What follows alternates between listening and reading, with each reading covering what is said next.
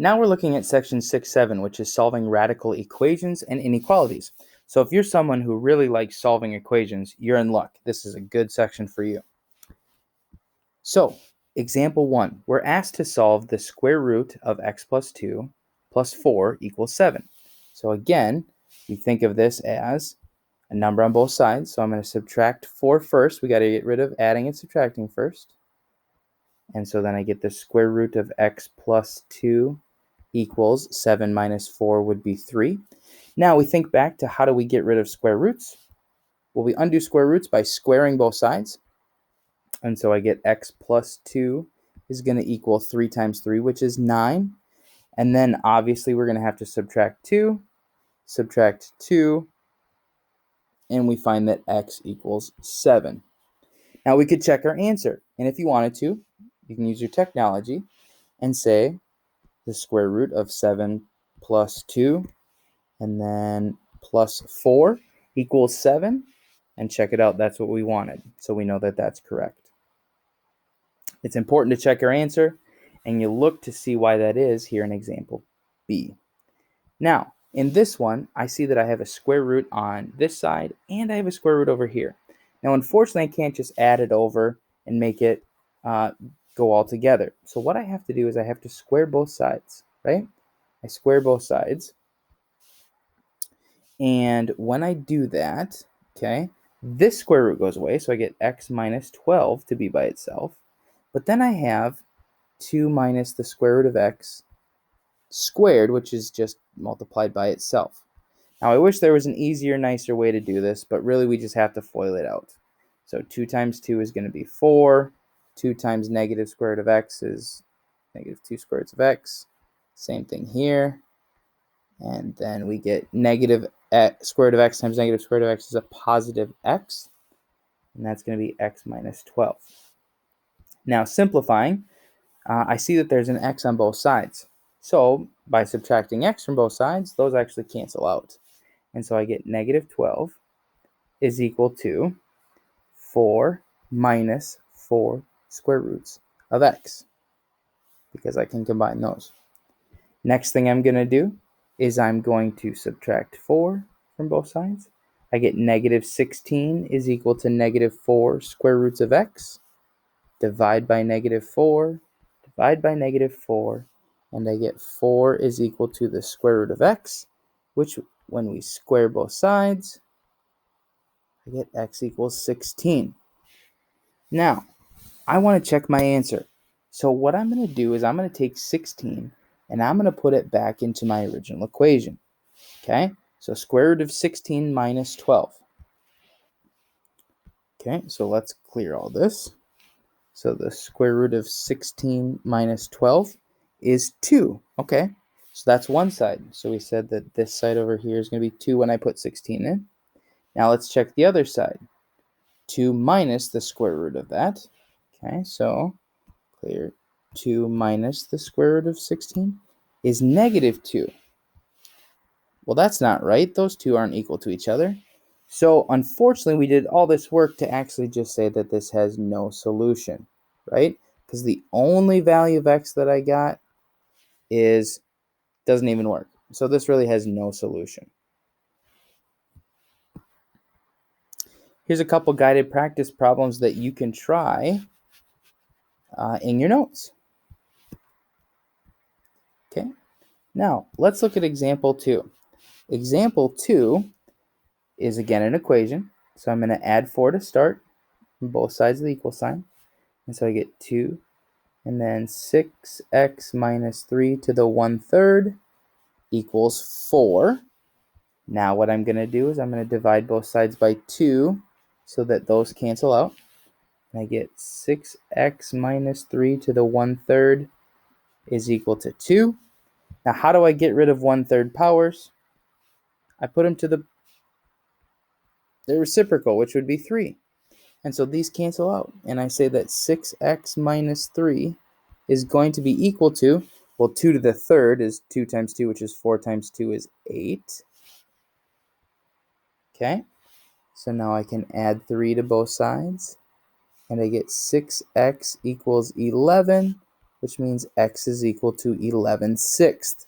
Now, before I can circle it to make sure that it's my answer, I actually have to plug it back in for this x right here.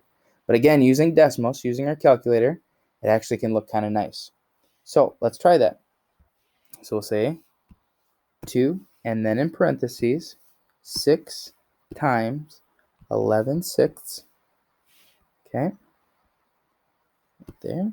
And then we had minus 3.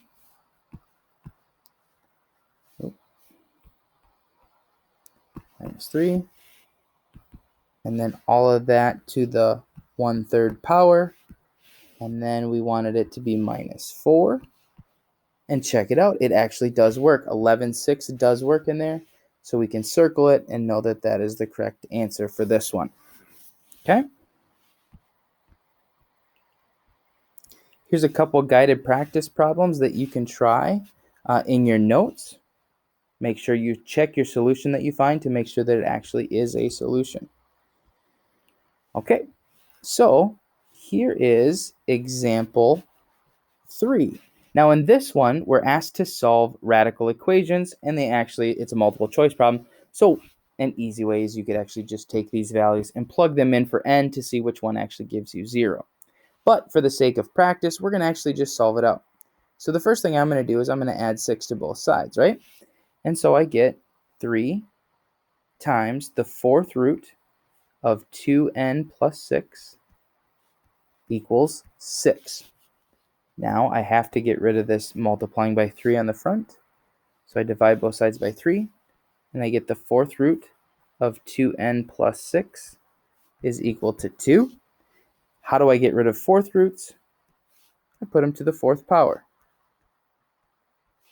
And so I get 2n plus 6 equals 2 times 2 is 4, times 2 is 8, times 2 is 16. I subtract 6, I subtract 6. I get 2n is equal to 10, or n is equal to 5, which, check it out, that was C. So we know for sure we got the correct answer of 5.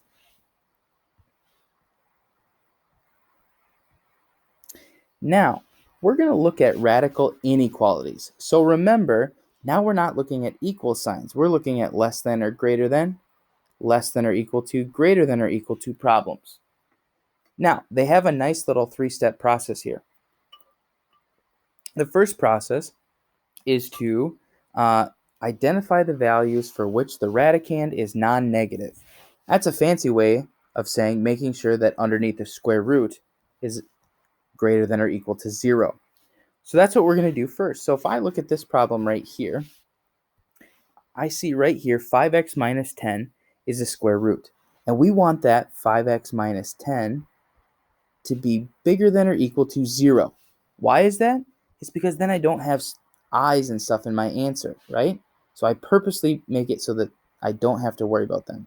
So 5x is going to be greater than 10, which means x is going to be greater than or equal to 2.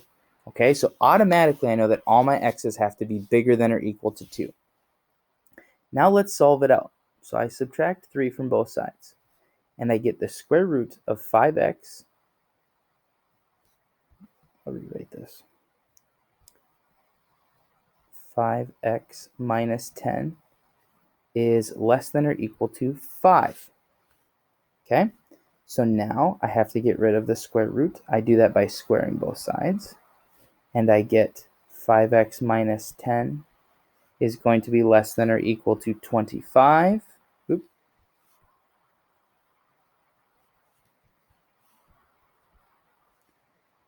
Now what I'm going to do is I'm going to add 10 to both sides, and I get 5x is less than or equal to 35, which means x is less than or equal to 7, along with being greater than or equal to 2. Here is my inequality. So that means any x between 2 and 7 should work in this original equation to give me something less than or equal to 8. So let's try a number right in the middle. Let's try 5. So we're going to try 5 in for this x. And so we would say 3 plus the square root of 5 times 5 minus 10 is 6.87, which is definitely less than 8. So we know that we did it right. Here's a couple guided practice problems for you to try on your own. So, like I said before, anytime you have any problems, let me know via email, or we can have a Zoom session or something like that. Otherwise, good luck on your assignment. Let me know if you need anything.